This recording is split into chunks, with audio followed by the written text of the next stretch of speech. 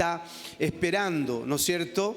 Y dijimos que esta es una de las primeras características de 3 que vamos a estar viendo, pero que diríamos que es la característica más básica. ¿Por qué? Porque obedece siempre a una necesidad, a algo que yo le pido a Dios y que espero, por supuesto.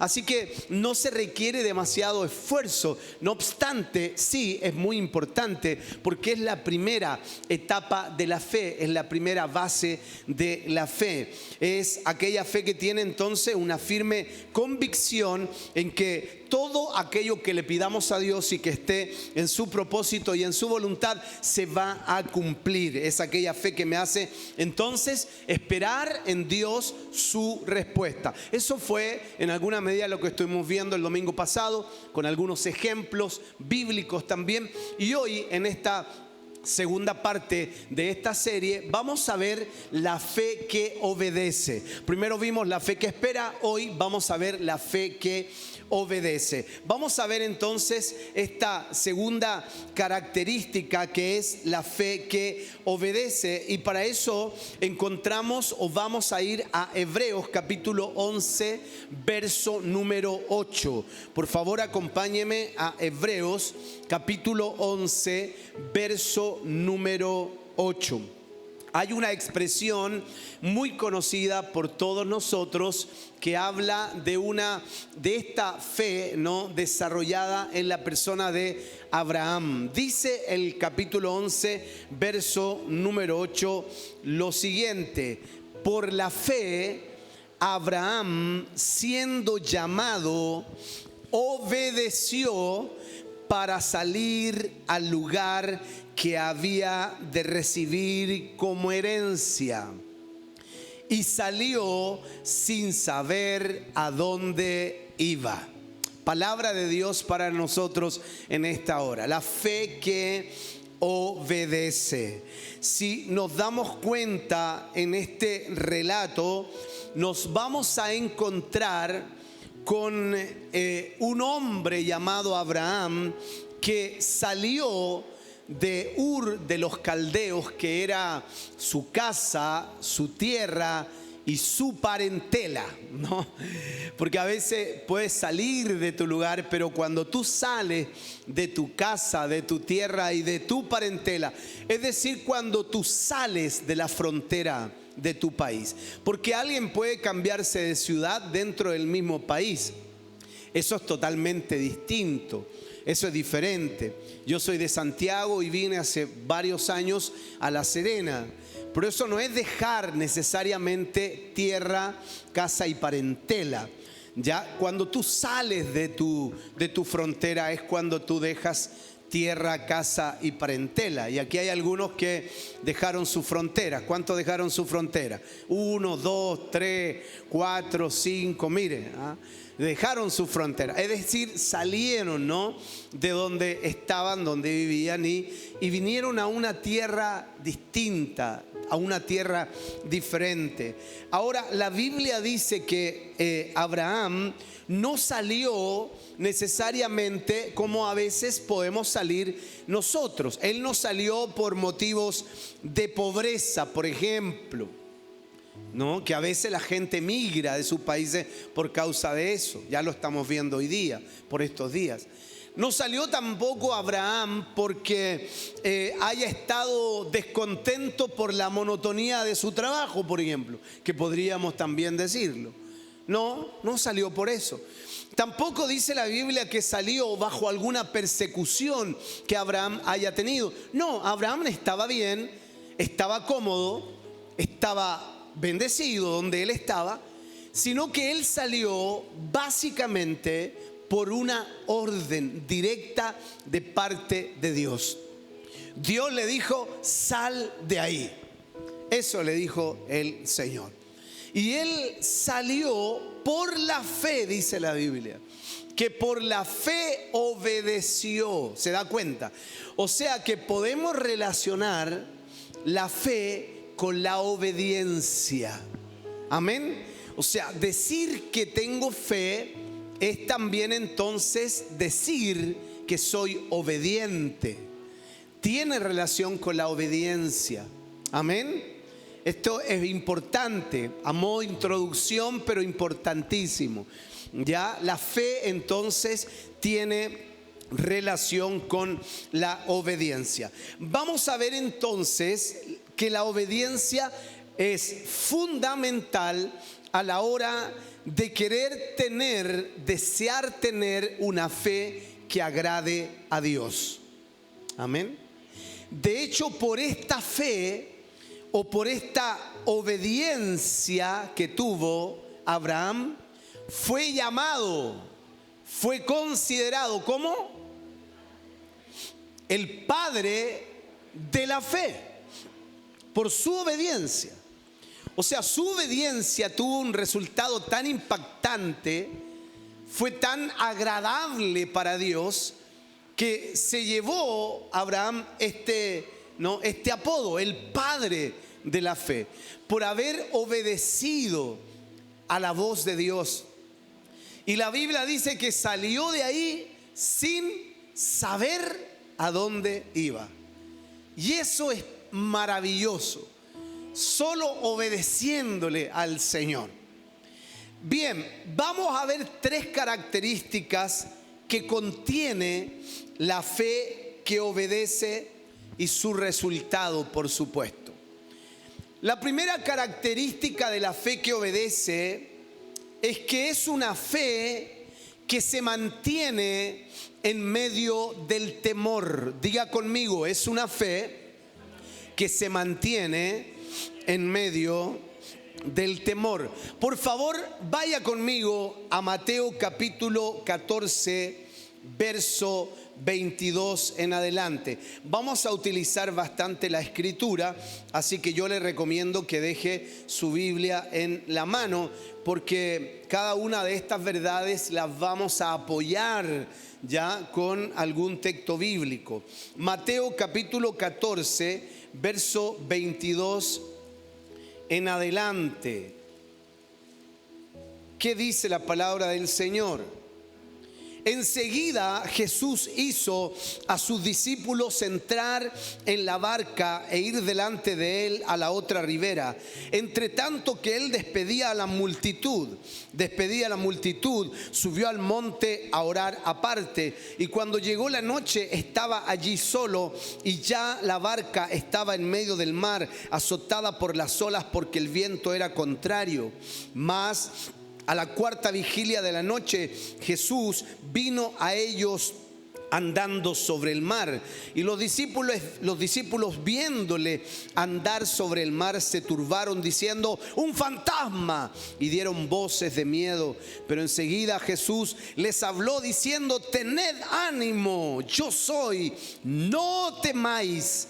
Entonces le respondió Pedro y dijo: Señor, si eres tú, manda que yo vaya a ti sobre las aguas. Y él le dijo: ven. Y descendiendo Pedro de la barca andaba sobre las aguas para ir a Jesús. Pero al ver el fuerte viento tuvo miedo y comenzando a hundirse dio voces diciendo: Señor, sálvame.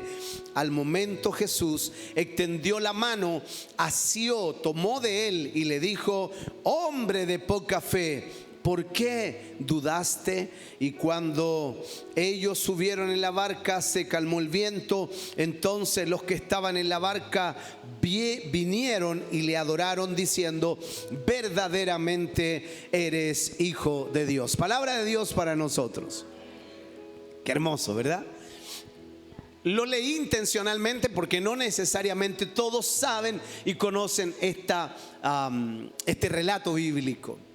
Pero aquí aparece algo interesante. Vamos a concentrarnos en el verso número 28 en adelante. Entonces le respondió Pedro y dijo: si eres tú, manda que yo vaya a ti sobre las aguas. O sea, Pedro le dijo: Señor, dame una orden. Eso está diciendo. Si eres tú, dame una orden. Dime que yo camine sobre las aguas donde tú estás. Hazme una invitación. O sea, la fe funciona en la obediencia. En la obediencia de una orden, de un mandato. Aquí se está provocando la fe. Y entonces Pedro dice, si eres tú, manda que yo vaya, dame una orden. ¿Y qué dice el texto bíblico? Que Jesús, ¿cómo respondió? Ven. O sea que Jesús estuvo dispuesto a dar la orden que Pedro esperaba para caminar. O sea, yo creo que aquí ya parte, ¿no? Ya hay una enseñanza maravillosa. Que siempre que respondamos a la orden del Señor, vamos a tener resultados. Que cuando Él ordena, cuando Él manda y nosotros obedecemos a esa orden, siempre nos va a ir bien. No hay mucho entusiasmo en esta parte. Y yo sé que no hay tanto entusiasmo, y está bien, porque intrínsecamente somos desobedientes. Porque lo que más nos cuesta es desarrollar la obediencia en todo orden de cosas. Por eso la fe tiene relación con la obediencia. De hecho, dice la Escritura de Jesucristo, que Jesucristo fue obediente. ¿Hasta dónde? Hasta la muerte. O sea, fue obediente aún en su muerte. Eso es lo que quiere decir el texto. Que fue obediente aún en su muerte. ¿Por qué, pastor, dice eso? Porque dice la Escritura que cuando Él estaba orando en agonía, Él dijo: Señor, Padre, si puedes, que pase de mí esta copa. Si puedes evitarme este trago amargo, porque me está haciendo amargo, me está haciendo doloroso. Eso dijo Jesús ahí en la oración. Dice que su angustia era tan grande la angustia del Señor. Nosotros no podemos entenderlo. Nosotros hemos estado angustiados, pero esa angustia es otro nivel. Nosotros no entendemos esa angustia, porque es una angustia donde Él está cargando no con su culpa, no es una angustia provocado por su pecado, no es una angustia provocado por su desobediencia, no es una angustia, no, es una angustia no provocada por la carga del pecado de cada uno de nosotros. Es un dolor angustiante, de tal manera que Él llega a decir: Señor, si puedes, que pase, si puedes, quítame este proceso, si puedes, Señor, evita que yo viva este proceso tan angustiante. Fue ese momento para Él, que dice la Biblia que su sudor era como grandes gotas de sangre. Hay algunos teólogos entendidos que dicen que realmente el Señor vivió un proceso mental tan presionante que algunos plantean que es muy probable que su sudor se mezcló con pequeñas gotas de sangre al momento de pensar, al momento de trabajar el proceso ahí. La angustia fue tal que algunos plantean que incluso puede haberse roto algunas venas en su sien y desde ahí brotó sudor y sangre. Esa es la angustia. Una angustia que vino como hombre sobre Él. Por eso dice la Biblia que a pesar de esa angustia, Él fue obediente hasta en la muerte. Por eso dice que Él declaró: si puedes, evítame este dolor. Y luego inmediatamente dijo: pero que no sea mi voluntad, no tomes en cuenta mi voluntad. Wow, qué difícil para el padre, porque viendo sufrir a su hijo de esa manera, los que somos padres no permitiríamos que nuestro hijo sufriera, y si pudiéramos hacer algo, intervendríamos.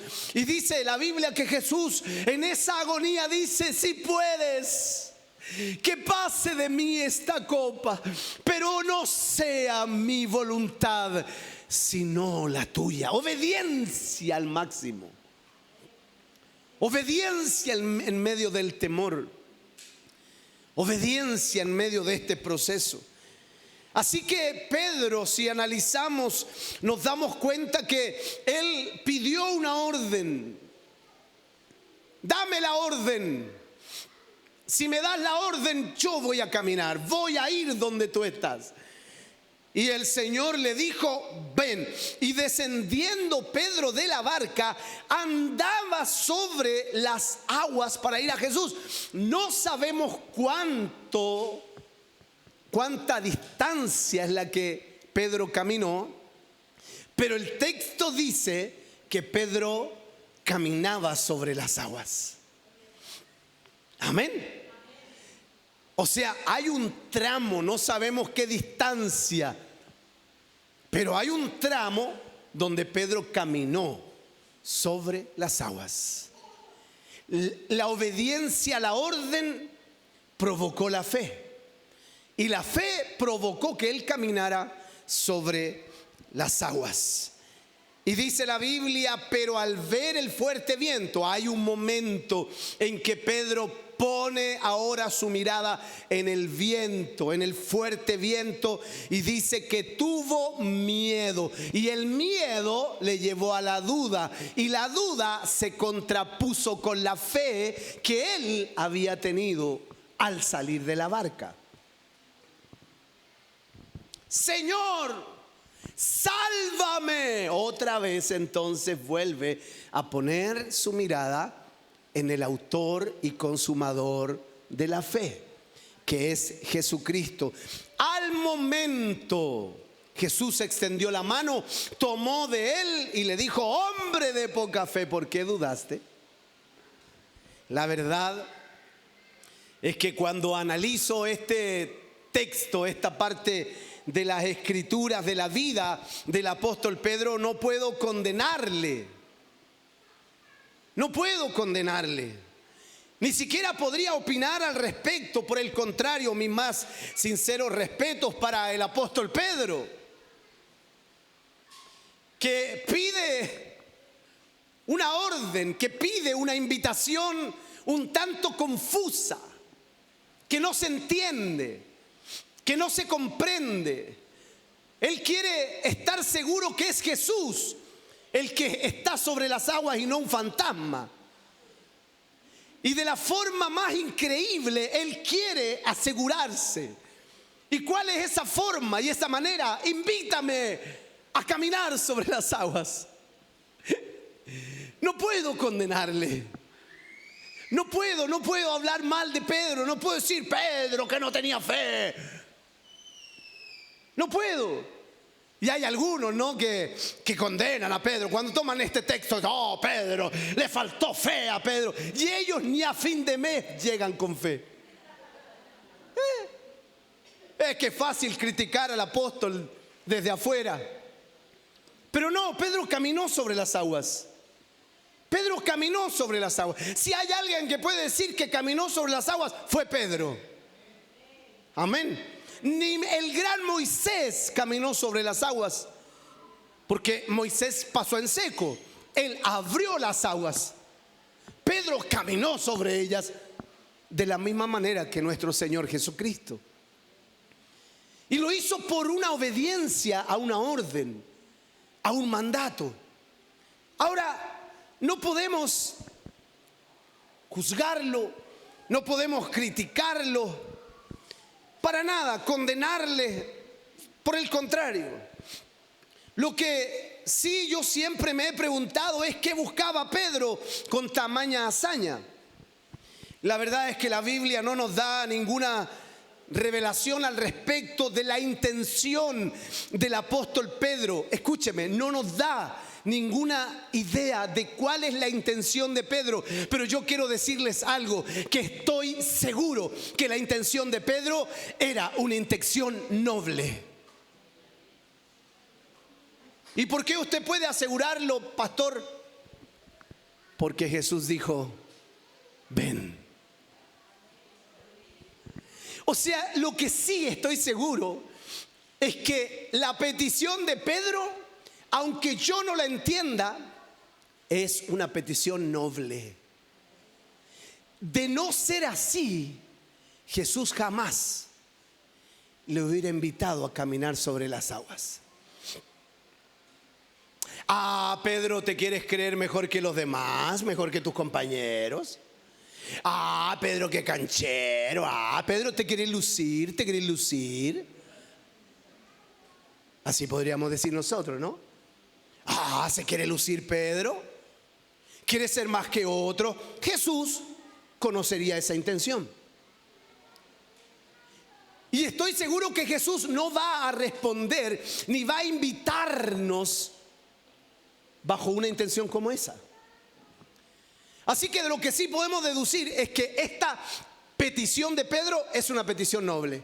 Si eres tú, Señor, manda que yo camine sobre las aguas. Aleluya. Manda que yo vaya donde tú estás. Y el Señor dijo: ven, Pedro. Pedro, ven.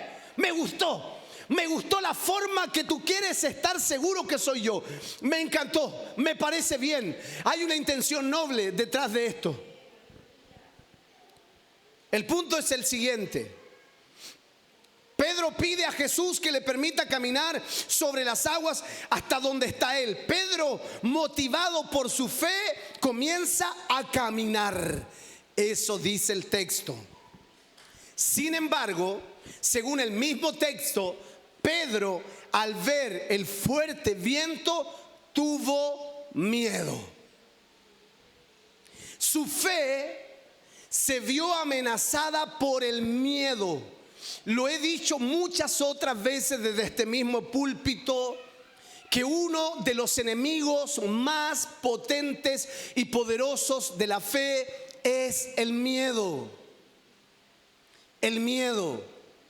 El miedo no es de Dios. Diga conmigo, el miedo no es de Dios. Diga conmigo, el temor a Dios es su voluntad. Yo puedo temer a Dios, pero no puedo tener miedo al enemigo. No debo tener miedo a las circunstancias. Debo temer a Dios permanentemente, vivir en el temor a Dios, pero no vivir en el miedo que significa una circunstancia, el miedo que significa un momento dado en mi vida. Y el miedo siempre es un enemigo poderoso sobre la fe. El miedo es el único que puede hacer que la fe tambalee.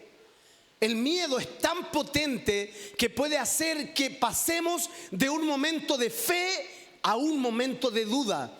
Y la duda no ayuda y no contribuye al proceso de la fe. ¿Me está siguiendo? ¿Y quién es el autor del miedo? ¿Quién? Satanás. Satanás es el autor del miedo. Siempre que usted vea una película de terror, está Satanás detrás. Así que nada de ver películas de terror. Ay, es que a mí me gusta. Y yo la veo con la luz apagada. Y en la noche, con la puerta cerrada y solo. O sea, usted está haciendo una cita con el enemigo perfecta. Así que nada de ver películas de terror. Nada de ver películas de miedo. Ay, ¿qué tiene usted miedoso? No sea miedoso, pastor. No, tiene que ver con el miedo que se va a generar. Tiene que ver con una cuestión espiritual detrás de todo eso. La Biblia dice que Satanás, cuando fue echado, se le designó una tarea y le dijo: espanto serás. Otra traducción, miedo. Eso provocará miedo, espanto. ¿Se da cuenta? Así que el miedo no proviene de Dios. Y eso es lo que sintió Pedro. Y ese miedo, ¿qué es lo que hizo? Se contrapuso, ¿no es cierto? Vino a enfrentarse con la fe que él minutos antes había desarrollado. Su fe se ve amenazada por el miedo. Esta imagen es la que se repite en la vida de cada uno de nosotros. ¿Quién no ha tenido miedo al comenzar una tarea, o tal vez a la mitad de haber comenzado la tarea, una empresa, un desafío? ¿Cuántos han sentido miedo? Levante la mano. Sí, ¿verdad? No estoy equivocado. Y hemos empezado, tomamos una decisión y sabemos que Dios está con nosotros, ¿sí o no? Así tomamos la decisión: no, levantemos nomás esta empresa, Dios está con nosotros, Dios nos habló, hay una palabra de Dios y eso está todo bien y es verdad. Pero en el mes y medio se vuelve complicado un momento. Y ese momento complicado nos llena de miedo y decimos: ¿iré a seguir esto? ¿Se mantendrá? Y ahí comenzamos a dudar: ¿habrá estado bien tomar la decisión? A lo mejor me salí anticipadamente del trabajo, tal vez no debía haber comenzado ahora. Y ahí comienzan las dudas. Y eso es lo que Dios no quiere que pase en nuestras vidas. Quien quiere que ocurra eso es precisamente el enemigo. El enemigo quiere hacernos que tropecemos en ese proceso. Y el miedo es precisamente eso. ¿Quién no ha tenido miedo al comenzar una tarea o en medio de ella, un desafío, una empresa, una carrera universitaria, etcétera?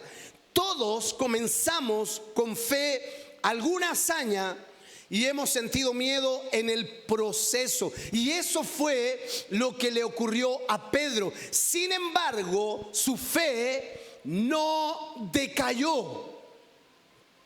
Por el contrario, se mantuvo. Por eso dice el texto que él comenzó a hundirse. ¿Usted ha hecho el análisis de esa expresión? Dice: entonces Pedro, comenzando a hundirse, exclamó. No dice que comenzaba a ahogarse, porque Pedro sabía nadar, así que no se iba a ahogar. Dice comenzando a hundirse. Las cosas en el agua se comienzan a hundir o se hunden, a menos que sea de un material que flote y que se le ponga peso encima. Ahí podría comenzar a hundirse, como lo son las embarcaciones. Una embarcación no llega y se hunde como una piedra, ¿no? Comienza a hundirse desde el lado más pesado hasta... Y la Biblia dice que Pedro comenzó a hundirse. Yo le pregunto a usted: si usted salta de una barca al mar, ¿usted comienza a hundirse o usted se hunde? ¿Te has tirado bombitas, Martín? Cuando te tiráis bombitas, ¿te comenzáis a hundir o te hundís de una con la bombita? Se hunde de una, ¿no es cierto? ¿Cómo es posible que Pedro haya comenzado a hundirse y no se haya hundido directamente? Eso es porque la fe de Pedro se mantuvo en medio del miedo, en medio del terror que tuvo al ver el fuerte viento. Por eso dice el Señor Jesucristo a posterior: ¿por qué dudaste? De hecho, no le dijo hombre sin fe. ¿Cómo dijo? Hombre de poca fe. O sea que la fe de Pedro, que le hizo salir de la barca y caminar sobre las aguas, se vio disminuida cuando apareció el miedo, pero no completamente destruida. Entonces esa poca fe le permitió a Pedro mantenerse en el agua independientemente a que se estaba hundiendo. Ahora, ¿qué es lo que hace Pedro cuando ve que empieza a hundirse? ¿Qué es lo que hizo Pedro? Hizo lo que hace la fe. Amén. ¿Y qué es lo que hace la fe en Jesucristo? Lo busca a Él. Eso es lo que hace la fe. Clama a Él. Y dice la Biblia que entonces cuando Él vio que comenzaba a hundirse, exclamó y dijo: Señor, sálvame. Aleluya. Ahora, cuando yo empiezo a pensar en esto, yo me imagino, no sé a qué nivel del agua le llegó a Pedro en el momento que él clamó. Imaginemos que el agua comenzó a subir un poquito hacia el juanete del dedo gordo que tenía Pedro. Luego subió un poquito más hacia los tobillos. Y luego empezó a subir un poco más y Pedro se dio cuenta que mientras caminaba ya no iba sobre las aguas, sino que ahora el agua estaba subiendo. Pedro va caminando y ahora el agua está subiendo sobre los tobillos. Y Pedro está viendo el fuerte viento y eso le está llenando de miedo. Y dentro de sí Pedro está diciendo: parece que mala idea de asegurarme que era Jesús. Y Pedro comenzó a pensar y comenzó a decir: tal vez no debía haber pedido esta orden, debía haber dejado que los demás lo hicieran. Y así comenzamos a veces las cosas en la obra del Señor. Inclusive, tal vez no era el momento, tal vez no era el tiempo. No, sí era el tiempo. Lo que pasa es que el viento, lo que pasa es que las circunstancias que empiezan a atravesarte en tu caminar de fe están haciendo que tú dudes y que tú desconfíes del llamado, de la orden que un día Dios te hizo. Bendito sea su nombre. Pero ahí es el momento cuando estamos en medio de la duda y cuando se pasan todas esas preguntas por nuestra cabeza. Tal vez no era de Dios, tal vez no era el momento, tal vez esto, tal vez lo otro. Cuando comenzamos a dudar, ahí es el momento en que debemos levantar nuestra mirada, aleluya, y ponerla una vez más en el autor y consumador de nuestra fe, que es nuestro Señor Jesucristo.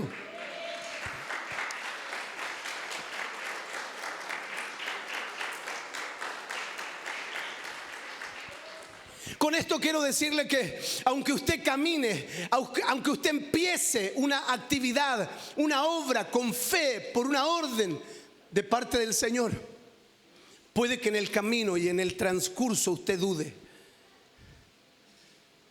Pero lo que no tiene que hacer es permitir que esa fe desaparezca por completo. Manténgase en pie por medio de esa fe. Cuando él vio que comenzaba a hundirse, volvió a fijar sus ojos en su autor y consumador de esa fe, Jesús. El texto dice: cuando se dio cuenta que se hundía, gritó: Señor, sálvame.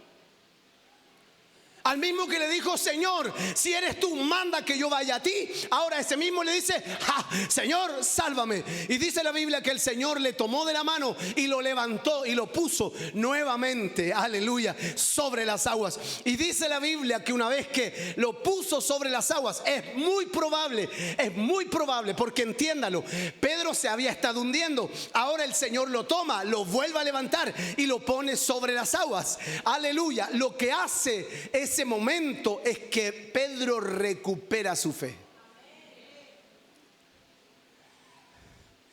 Pedro recupera su confianza. Ahora está al lado del maestro, no hay nada que temer. Ahora no está caminando hacia él, sino que ahora está con él. Ahora la fe está completa, no hay nada que temer. El Señor está conmigo, aleluya. ¿No dice eso el texto? Él está conmigo. Si Él está conmigo, si Él es mi pastor, nada me faltará. Así que Pedro ahora sabe, ahora tiene seguridad. Jesús está con él. Y dice la Biblia que el Señor lo toma, lo levanta, lo pone sobre el agua y vuelven juntos caminando hacia la barca. Pero la Biblia dice que el fuerte viento nunca terminó hasta que ellos subieron a la barca. ¿Se da cuenta que la fe que obedece es la fe que se mantiene en medio del miedo? En medio de los momentos difíciles que nos hacen tener miedo, que nos hacen dudar. La fe se mantiene firme.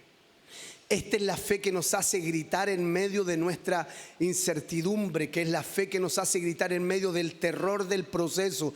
Es la fe que se mantiene a pesar del miedo que pueda aparecer. Es posible que algunos de ustedes hoy se sientan como Pedro. Lograste caminar unos pasos por medio de tu fe, pero algo apareció en el camino y ha provocado miedo. Sientes que no podrás llegar a la meta, las cosas no se están dando. Comenzaste una empresa y los negocios parece que no se están dando. Dios te invitó, tú sabes que hay una palabra de Dios, pero algo está pasando. Esta palabra es para ti. Mantente firme en el nombre poderoso de Jesús. No tengas miedo, Él es tu proveedor. Él es el Dios que te bendice. Él es el Dios que abre las puertas. Él es el Dios que va a traer la gente que necesita. Él es el Dios que va a traer los clientes que necesitan. No tengas miedo por lo que alguien dijo. No tengas miedo por lo que escuchaste por televisión ayer por la tarde. No tengas miedo por lo que todos están vociferando. No tengas miedo en el nombre poderoso de Jesús. Aleluya. Yo no sé si usted sabe, pero hay hasta profetas hoy día, estos días, por esta semana, falsos profetas que están diciendo: junten agua, junten víveres. Falsos profetas. Así que tenga cuidado, no se llene de miedo, no se turbe vuestro corazón, ni tenga miedo, dice el texto bíblico. Creer en Dios, creed también en mí, dijo el Señor a sus discípulos. Amén. Aleluya. Esta es la palabra para alguien que está viviendo el proceso conmigo, que sabe que Dios lo llamó a este desafío, pero tiene miedo. Iré a dar el ancho. ¿Funcionará? ¿Llegará a ser real lo que estoy hoy, el desafío que he tomado? ¿Cumpliré las expectativas que Dios tiene de mí? Yo sé que tienes miles de preguntas en tu cabeza. ¿Seré el jefe que la gente espera? ¿Seré la madre que mis hijos necesitan? ¿Seré la esposa, el esposo que mi esposa necesita? ¿Seré eso yo? ¿Alcanzaré, cumpliré el propósito? Tengo miedo por un sinfín de cosas. El Señor te dice: yo te llamé, yo te di la orden, y lo único que has hecho es obedecer. Y si estás obedeciendo, ten fe, ten confianza, porque yo te sostengo, porque yo te llevo hacia la meta, hacia el cumplimiento del propósito. Yo te saqué de ahí, yo te metí en este lío, yo te invité, yo te hice que soñaras. Aleluya. Yo fui el que hice que pensaras como un loco. Yo fui, no fuiste tú, no fueron tus habilidades, no fueron tus capacidades, fui yo. Yo te ordené, ven, yo te dije, ven, yo te dije, hazlo. Y si yo te di la orden y caminas hoy en medio de esa orden, y aunque las cosas se vean complicadas, aunque haya tropiezo en el camino, yo quiero decirte, dice el Señor: estoy contigo. No tengas miedo por los fuertes vientos que se levanten. No tengas miedo. Sigue caminando, sigue caminando. Y si es necesario, grítame: sálvame, Señor, porque iré en tu ayuda. Te tomaré y te volveré a poner en el camino. Aleluya, porque yo te invité, porque yo te llamé. ¿Alguien le da un aplauso? De verdad lo está recibiendo. De verdad lo está recibiendo de parte del Señor. Lo recibe, es palabra de Dios para usted. Recíbalo, es palabra de Dios. Dios nos está hablando esta mañana. Dios nos está ministrando esta mañana. Bendito sea su precioso nombre. La segunda característica es que es una fe que obedece en medio de la imposibilidad. Por favor, leamos en Mateo capítulo 17, verso 24 en adelante. Mateo capítulo 17, verso 24. Dice: cuando llegaron a Capernaum, vinieron a Pedro los que cobraban las 2 dracmas y le dijeron: ¿vuestro maestro no paga las 2 dracmas? Él dijo: sí. Y al entrar él en casa, Jesús le habló primero diciendo: ¿qué te parece, Simón? Los reyes de la tierra, ¿de quiénes cobran los tributos o los impuestos? ¿De sus hijos o de los extraños? Pedro le respondió: de los extraños. Jesús le dijo: luego los hijos están exentos. Sin embargo, para no ofenderles, ve al mar y echa el anzuelo, y el primer pez que saques, tómalo, y al abrirle la boca hallarás un estatero. Tómalo y dáselo por mí y por ti. Palabra de Dios para nosotros. Aleluya. Yo no sé si usted sabía que aparecía esta parte de la escritura en la Biblia. Conversando con una persona hace un tiempo atrás aquí mismo, mientras yo le hablaba, le comento y yo le digo, no, hay un milagro maravilloso. ¿Acaso tú no sabes de la moneda que aparece en el pez que pesca Pedro? Y el hermano, con toda convicción y firmeza, me dijo, eso no sale en la Biblia. Yo le dije, en tu Biblia no saldrá porque en la mía sí sale. Sin duda que hay cosas en las escrituras que no conocemos completamente, pero a veces no hemos dar por sentado algo si no primero lo escudriñamos. Si usted se da cuenta, es un momento tenso, es un momento complicado. Jesús no está de acuerdo con el impuesto que era obligatorio para los judíos, impuesto que había sido puesto, valga la redundancia, sobre los judíos de parte de los romanos, pero que administraban los guardias del templo. Sin embargo, según el texto dice la Biblia que Jesús, para no ofenderles, estaría dispuesto a pagarles. Ahora, ¿por qué? Porque era un impuesto que se ponía a los extraños. En ese caso era el impuesto, era el extraño, eran los judíos que estaban en un país o una tierra que no era de ellos. Ellos eran extraños, así que el impuesto había que pagarlo. Pero Jesús dice, ¿y de los hijos o de los extraños? Y entonces él dice, bueno, de los extraños. ¿Y por qué entonces me cobran a mí si yo no soy extraño? ¿Se entiende, no? Porque él era el dueño y él es el dueño de todas las cosas. ¿Cómo le va a cobrar impuesto al dueño de la tierra? Eso es imposible. Y eso es lo que el Señor le dice a Pedro. Pedro hasta ahí tal vez no lo va a entender. Así que el Señor dice, bueno, pero para no ofenderle. Y Pedro, ahora no lo entiendes, tal vez ya lo va a entender algún momento. ¿Por qué te lo explico? Pero bueno, para no complicarles la vida a ellos, te la voy a complicar a ti, Pedrito, le dice. Así que no hay problema, Pedro. Como a ti te preguntaron, y aquí aparece Pedro de nuevo, ¿vio?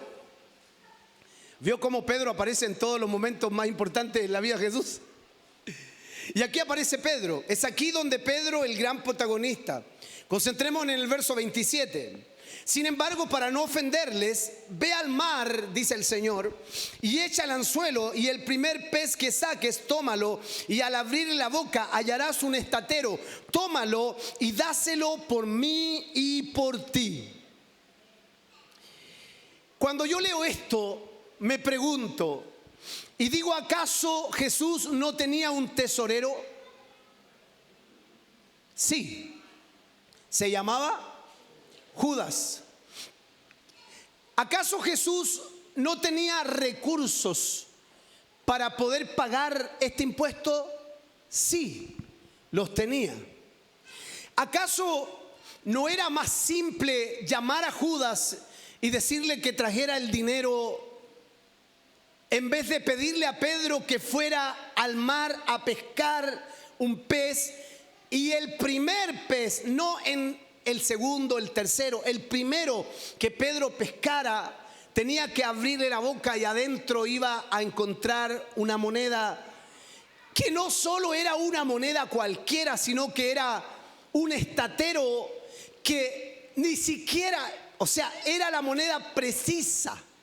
Es como si a usted le dijeran son 2.500 por cada uno y yo le diga vaya allá y saque un billete de 5. Así lo entendió clarito. El estatero suplía las 2 dracmas que había que pagar por cada uno. Era una moneda que suplía precisamente ese impuesto. ¿No se da cuenta que es demasiado preciso todo? El primer pez, un estatero, la moneda precisa. Pero a la misma vez no se da cuenta que es demasiado complicado. O sea, por lo menos para Pedro. A lo mejor usted dice, no, no es tan complicado si el Señor lo ordena. Ah, claro, porque se lo ordenó a Pedro. Pues si te lo ordena a ti. Porque a veces miramos al Señor y miramos a los discípulos y claro, decimos, no, tenía que hacer. Pero es difícil para uno, en este caso para el apóstol Pedro. Aquí está Pedro una vez más en una misión casi imposible. Aquí encontramos a Pedro nuevamente. Imaginémonos a Pedro caminando hasta el mar. No sabemos la distancia que había desde el lugar de los hechos hasta el pequeño puerto donde Pedro tenía que ir y tirar el anzuelo. Pedro va, no lo crea que va con una caña, porque no habían cañas de pescar. No crea eso. Pedro va con un anzuelo y probablemente va con un poco de hilo de pescar. Tal vez lo hizo a la usanza, lo amarró en un tarro de leche nido viejo que estaba por ahí. Agarró el tarro de leche nido con el hilo para pescar y el anzuelo. Tomó unos gusanos que habían en el antejardín del templo y lo llevó como cebo. Y comenzó a caminar hacia el pequeño puerto. Y en ese caminar hacia el pequeño puerto se encontró con otros discípulos. ¿Qué alegáis, Pedro?, le dijeron. Pedro trataba de esconder el hilo de pescar con el anzuelo, con el tarro de leche nido. No, aquí andamos, dijo Pedro. Voy al puerto un ratito a ver qué sale. No es común para Pedro esto. Pedro no es que estuviera acostumbrado a pescar con anzuelo. De hecho, es el único momento en la palabra que aparece una pesca de anzuelo. No hay más. Todo lo demás es pesca con red. Así que no es tan fácil. Además, para pescar, yo no sé si usted ha ido a pescar, pero a mí me han invitado a pescar y créame que nunca he pescado nada. Siempre me han invitado. Y hemos ido a pescar, pero una de las cosas que dicen que para pescar hay que tener paciencia. Ay, ay, ay. La que mi hermano Pedro sí que no tiene, ¿eh?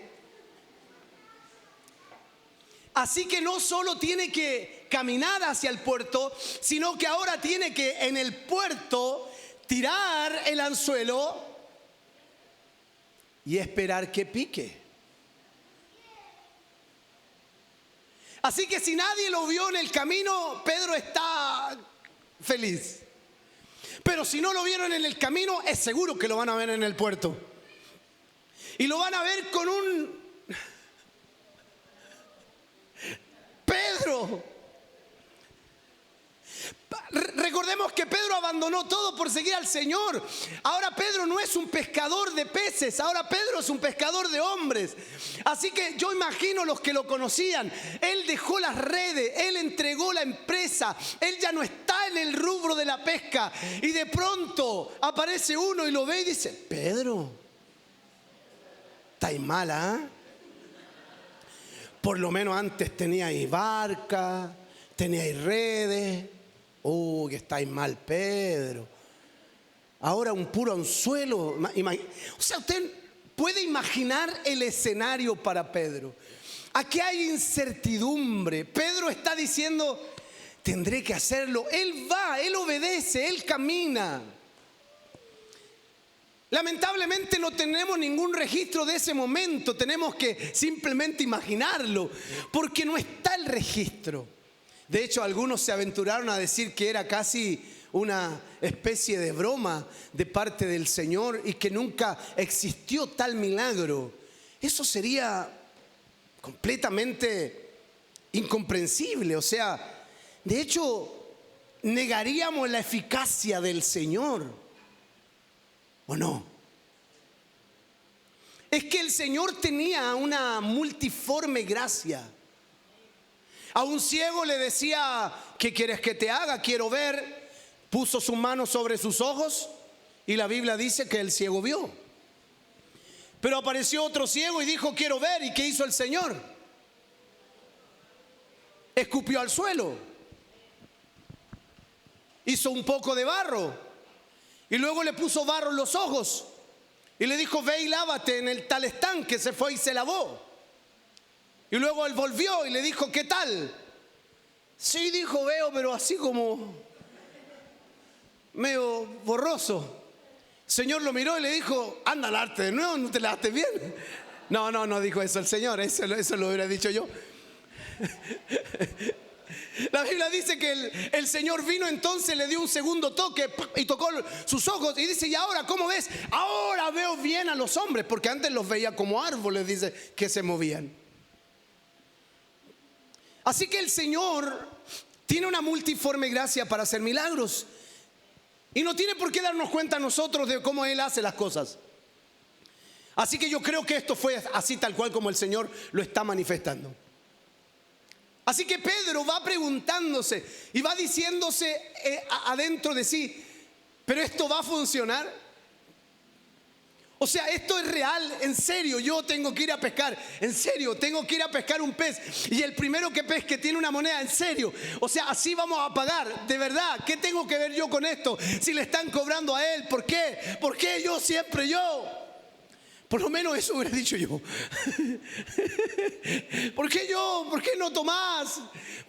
¿Por qué no otro? ¿Por qué yo? ¿Por qué tengo que ser yo? Y entonces Pedro accede a esa orden, obedece, aún con toda la incertidumbre. Pedro podría haber desobedecido y decir simplemente: Señor, ¿por qué no lo hacemos más fácil? Llamemos a Judas, pidamos el recurso que necesitamos, o por último hagamos una ofrenda con los 12, aquí yo tengo algo.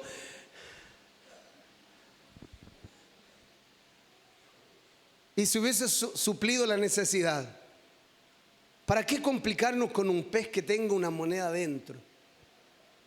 Pero es aquí donde veo cómo Jesús busca desarrollar la fe en su discípulo Pedro. Este tendría que creer que pescaría un pez con una moneda dentro. Esto parece cosa de locos, pero estudiando el texto y los momentos, no era tan imposible que eso ocurriera. Ahora, el orden en cómo iba a ocurrir, eso era divino, pero no era tan increíble. A veces las embarcaciones se daban vuelta en el mar y caían monedas en el mar. Algún bañista perdía una moneda, algún pescador, e incluso habían algunos hombres más supersticiosos que tiraban monedas en el mar por alguna superstición. Y estudiando más profundamente, existía un pez que tenía la capacidad en ese lago precisamente de tomar este tipo de cosas brillantes, no solo monedas, sino que todo lo que podía brillar. Y es un pez que normalmente llevaba huevos de sus hijos, ¿no?, en la boca, y entonces para en el fondo avisar que él tenía sus huevos en su boca, él tenía que siempre llevar algo que brillara en su boca, y de esa manera es como este pez succionaba y tenía una especie de bolsita acá. De hecho está el nombre del pez, pero no me lo aprendí, y ahí caía esta moneda por el peso, y le quedaba la moneda aquí. ¿Se entiende? O sea, yo lo busqué científicamente y es real. O sea, podría haber pasado así. Ahora, que haya sido el primer pez y que haya sido un estatero, eso es divino. ¿Me entiende? ¿Qué hubiera pasado si Pedro hubiera ido, pesca el primer pez, le abre la boca, no pasa nada, el segundo nada, y el tercero aparece uno pero con un dracma? Señor, no había más plata en el cajero. Es como eso, ¿no? No había más plata.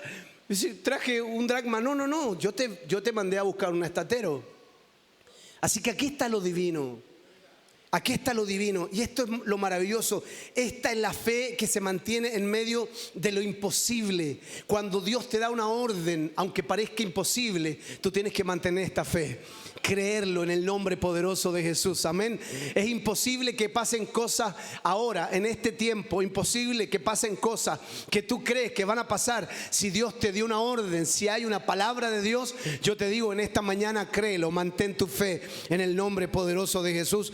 Esta es la fe que se mantiene en medio de la imposibilidad. Recordemos la pregunta hecha por Dios a Sara, la mujer de Abraham. ¿Hay algo imposible para mí? Sin duda que no hay nada imposible para Dios. Es por eso que esta fe le agrada a Dios. Esta fe que se mantiene en medio de aquellas cosas que para nosotros nos parecen imposibles. Si Dios nos habló respecto a algo, aunque a nosotros nos parezca imposible, mantengamos nuestra fe en Él. ¿Alguien me dice amén a eso? En ese escenario donde la fe tiene su mayor productividad, en ese escenario, en la imposibilidad, en la incertidumbre, bendito sea su precioso nombre, ahí es donde Dios va a obrar en bendición. Y la tercera y última característica es que esta fe se mantiene en medio de la incertidumbre. Leamos en Mateo capítulo 14. La primera se mantiene en medio del miedo, la segunda en medio de la imposibilidad, y la tercera es que se mantiene en medio de la incertidumbre. Vaya conmigo a Mateo capítulo 14, por favor, verso 13 en adelante. Dice así la palabra del Señor. Oyéndolo, Jesús se apartó de allí en una barca a un lugar desierto y apartado. Cuando la gente lo oyó, le siguió a pie desde las ciudades. Saliendo Jesús vio una gran multitud y tuvo compasión de ellos y sanó a los que de ellos estaban enfermos. Cuando anochecía, se acercaron a él sus discípulos diciendo: el lugar es desierto y la hora ya pasada. Despide a la multitud para que vayan por las aldeas y compren de comer. Jesús les dijo: no tienen necesidad de irse, dadle vosotros de comer. Y ellos dijeron: no tenemos aquí sino 5 panes y 2 peces. Él les dijo: traedlos acá. Entonces mandó a la gente recostarse sobre la hierba, y tomando los 5 panes y los 2 peces y levantando los ojos al cielo, bendijo y partió y dio los panes a los discípulos y los discípulos a la multitud, y comieron todos y se saciaron, y recogieron lo que sobró de los pedazos 12 cestas llenas, y los que comieron fueron como 5,000 hombres, sin contar mujeres y niños. Concentremos en el verso número 19.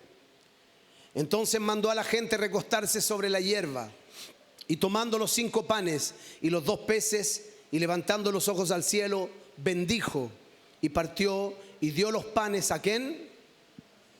Y los discípulos ¿a quién? Ese detalle es interesante. Dice la Biblia que él bendijo los alimentos.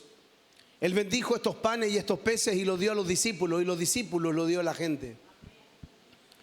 Al recostarse, o él recostarse, era la postura normal que se tomaba para comer. ¿Qué habrían pensado los apóstoles de esta orden? ¿Será imposible alimentar a esa multitud con tan solo 5 panes y 2 peces? Aquí hay incertidumbre en la persona de los discípulos. ¿Cómo le va a hacer el Señor? El Señor ya tiene la respuesta, pero ¿cómo le va a hacer? Tiene 5 panes y 2 peces, y eso es lo que se habla entre ellos. El Señor ya tiene la respuesta. Nosotros le dimos todos nuestros argumentos. No tenemos dinero.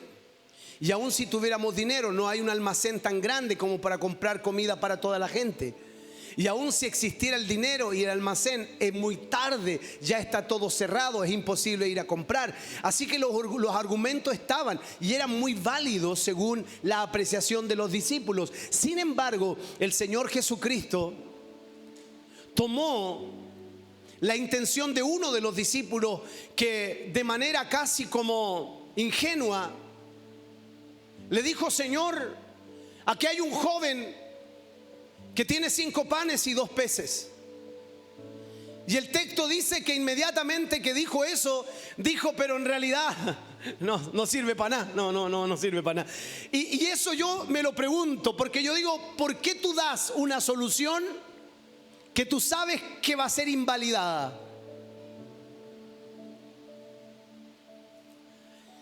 Yo puedo imaginarme a este discípulo trayendo al joven con los panes y los peces,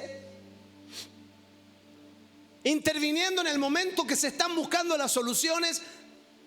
Todo el mundo ha dicho que no se puede, y aparece este discípulo diciendo: Señor, aquí tenemos a un jovencito que tiene 5 panes y 2 peces. Y yo me imagino al resto de los discípulos mirándolo y diciéndole: ya.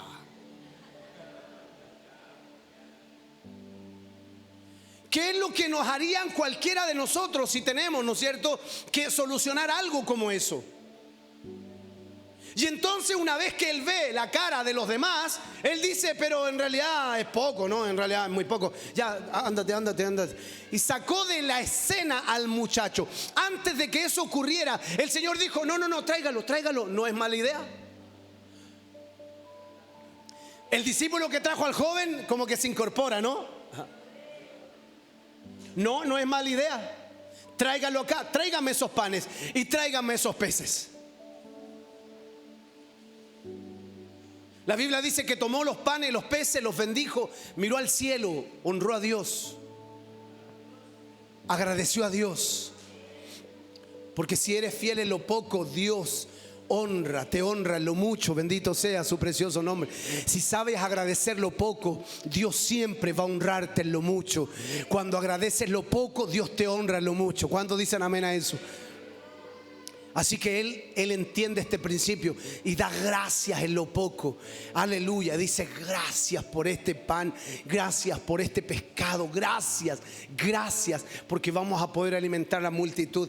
Eso dice la Escritura.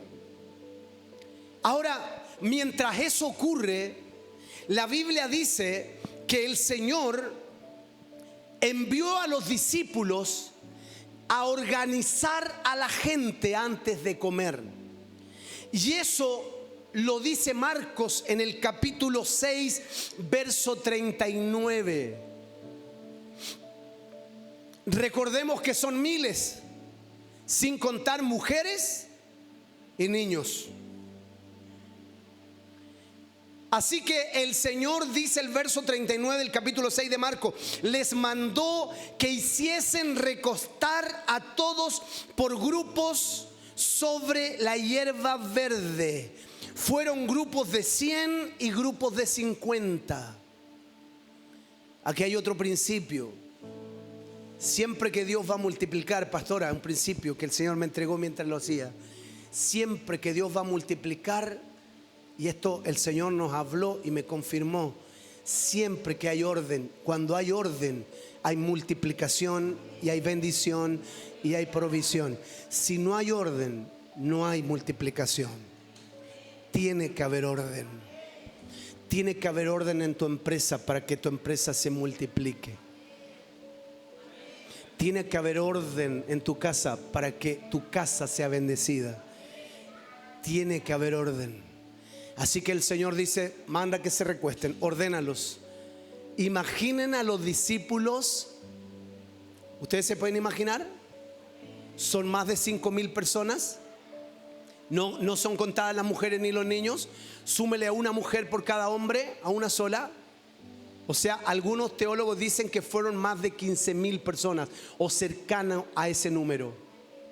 Imagínense ustedes a 12 organizando a 15,000.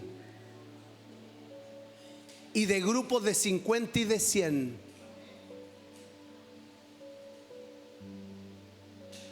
Yo quiero estar con ella.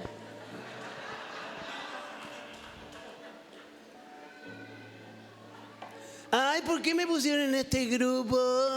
No conozco a nadie. ¿Es probable que pasó eso? ¿Por qué no me mandan con él? Él es mi amigo. Eso hubiera pasado, eso pasó. ¿Y dónde te tocó a ti? En el grupo de allá. Oh, me quiero ir para allá. No, son de 50. Oh, qué cuadrados que son. Orden. El orden es bendecido por Dios. De 50 y de 100, no de 51. No, y de 102, ¿por qué no? Donde caen 50, caen 55. 50 y 100 es la orden. Así que los discípulos tuvieron un trabajo arduo en ese proceso. Tener que ordenar, organizar a esas más de cerca de 15,000 personas, 50, de 100, y hacerlos recostar. Esto era como la previa, es como cuando la mamá te manda a poner la mesa para almorzar. ¿Ah? Y tú vienes y traes el individual, y tú dices, ¿qué vamos a comer? Mi mamá me decía, come y calla. Y yo no sabía qué era. No sabía qué era. ¿Qué vamos a comer? Y yo no me dejaba mirar la olla. Decía, come y calla. Así que uno había que preparar. ¿Y qué pongo? Como uno no sabía qué había de comer, uno pregunta, ¿no? Pongo cuchara y tenedor. Cuchara, tenedor o cuchillo, las tres. Ah, ya cuando uno sabía que había cuchillo, es que había algo que partir. Así que los discípulos, cuando organizan a la gente, están haciendo la previa de antes de comer. Ellos organizan a la gente pregunta, porque la gente no es que asume todo. La gente pregunta, ¿por qué hay que ponerse de 50? No, porque vamos a comer. ¿Y qué vamos a comer?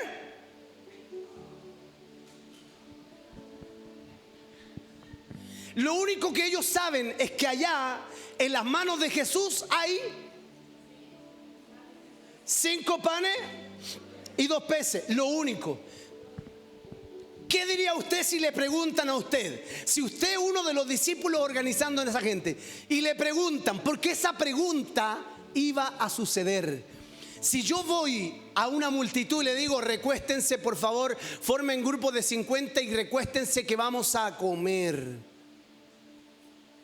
¿Cuál es la pregunta?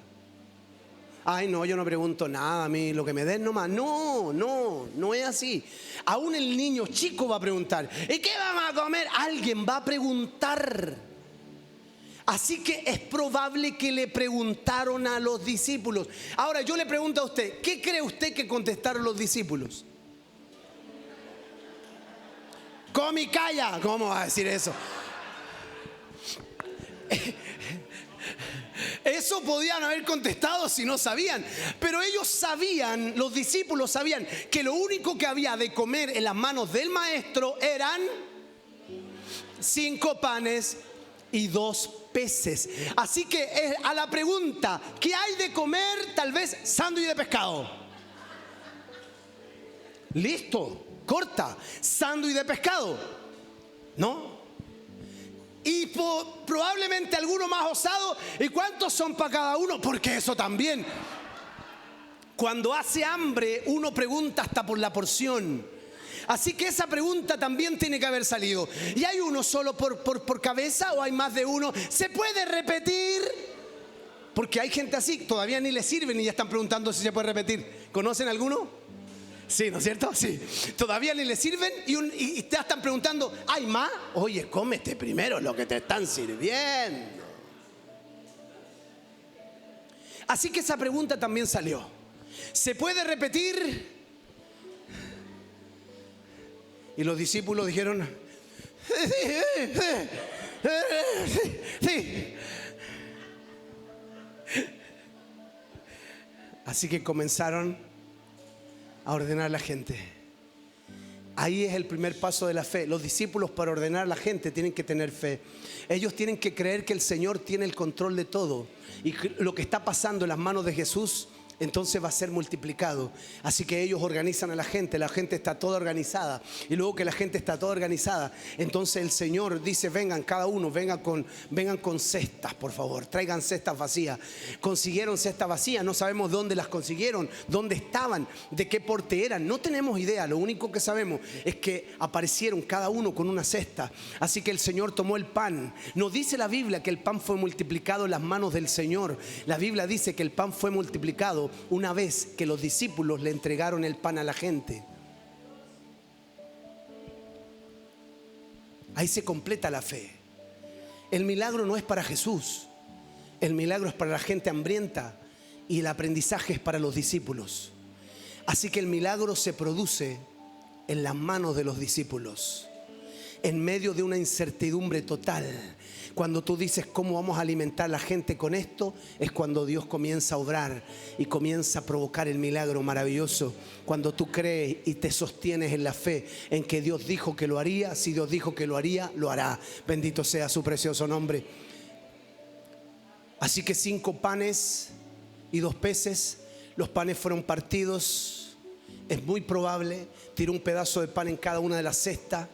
Los 2 peces también fueron desmembrados, porque los pescados, algunos plantean que eran peces como sardina, esas sardinas en lata que vienen listas, preparadas. Así que puede haber sido desmenuzado, puesto en cada uno de las canastas, de la cesta. Imagínese usted recibiendo eso. Un pedazo de pan y un pedazo de pescado desmenuzado en tu cesta. Y el Señor viene y te dice: ya Franco, vaya a repartirlo.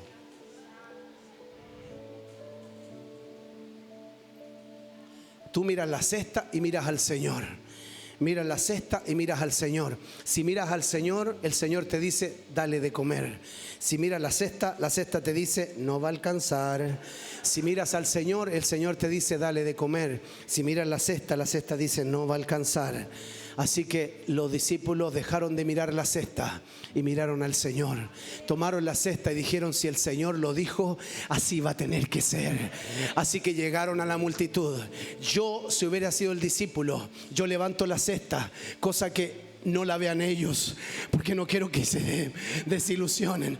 Yo la levanto, la pongo para el lado de acá y luego la pongo para el lado de acá, y así como ya, si les voy a dar de a uno, y cuando voy sacando, saco un pedazo de pan, luego saco y siento que hay pescado, y luego cuando ya veo que ahí va para el segundo, cuando ya veo el segundo, miro la cesta y digo: esto es increíble, y dejo la cesta abajo y le digo: no se preocupen, y voy sacando.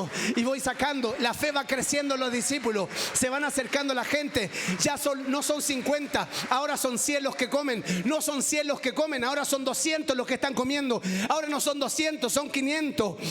No, ahora son 5,000. No, ahora no están comiendo 5,000. Y cada vez la cesta no se acaba y se mueven. Y el grupo de 50 del fondo dice: hay más. Sí, hay más, dice el apóstol Pedro. Y va corriendo con la cesta hacia ese lugar y mete su mano una vez más. Esto es maravilloso. Se miran entre los discípulos y dicen: ¿cómo está? Esto es increíble. El Señor está mirando desde el otro lado, un poquito más lejos, pero mirándole. El Señor está riéndose. Él se ríe de todo lo que está corriendo. Aleluya, los discípulos están emocionados. Esto es increíble. Mete la mano, saca. Cuando estamos dispuestos a proveer, a bendecir, aleluya, en obediencia al Señor. Y esto es un rema que estoy soltando. Cuando estamos dispuestos a bendecir en obediencia al Señor, no en las emociones, en la obediencia a Dios. Cuando caminamos en la obediencia, hay multiplicación, hay provisión, hay bendición y hay respaldo de parte del Señor. Bendito sea su precioso nombre. Aleluya. No comieron 5,000, comieron más de 15,000 o cerca de 15,000 personas. Pero no solo eso, sino que después que todos comieron y todos estaban saciados, los discípulos pasaron por cada grupo. ¿Alguien quiere más? ¿Alguien quiere más? No, amado, ya está bueno. Ya comimos lo suficiente. Y dice la Biblia que volvieron al Señor, cada uno de ellos con 12 cestas, cada uno con una cesta. Dice que venía llena. No sale la escritura, pero yo creo que el Señor les dijo: ¿cómo les entregué las cestas cuando fueron a repartir a la gente? Ellos dijeron: casi vacía. ¿Y cómo están ahora? Están llenas. Siempre que me obedezcan, cuando les hable de alimentar a la multitud, les voy a proveer, les voy a bendecir, les voy a multiplicar. Aleluya. El relato bíblico de Mateo dice que una vez que Jesús dio gracias al cielo, se le entrega los alimentos a ellos y ellos a la multitud. Y es aquí donde se va produciendo el milagro de la multiplicación.